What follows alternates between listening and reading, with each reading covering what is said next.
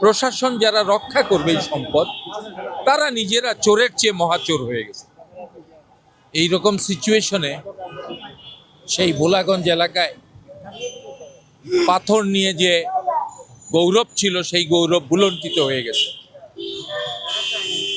সেক্ষেত্রে এটার একটি এই পাথরগুলোকে যথাযথ সংরক্ষণ, এলাকার কর্মসংস্থান, দুষ্কৃতিকারীদের শাস্তি, পর্যটন শিল্প যেভাবে গড়ে উঠেছে সেইটাকে আরও আকৃষ্ট করা, এইসব দাবিতে এই সংগঠনটি আজকের এই পদক্ষেপ নিয়েছে।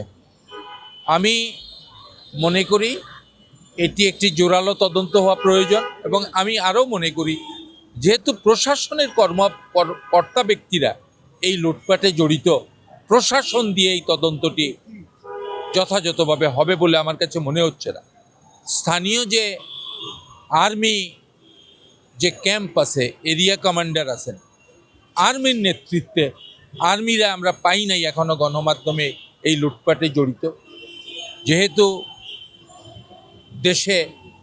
দেশকে সুন্দর করবার জন্য আর্মিরা ভূমিকা নিচ্ছেন, দুর্নীতি মূলোৎপাটনের জন্য ভূমিকা নিচ্ছেন, এখানেও আর্মির নেতৃত্বে একটি তদন্ত কমিটি করে প্রশাসনের কারা, রাজনীতিবিদদের কারা, এলাকার কারা, জনগণের মধ্যে কারা এই পাথর খেকো হয়েছে তাদেরকে খুঁজে বের করে দৃষ্টান্তমূলক শাস্তির আয়োজন করা উচিত।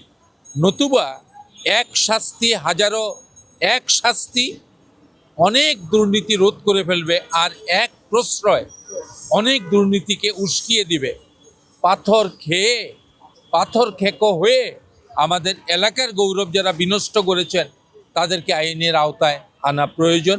আমি মনে করি যে এই সংগঠনটি একটি পদক্ষেপ নিয়েছে, তাদের এই পদক্ষেপ সফল হোক।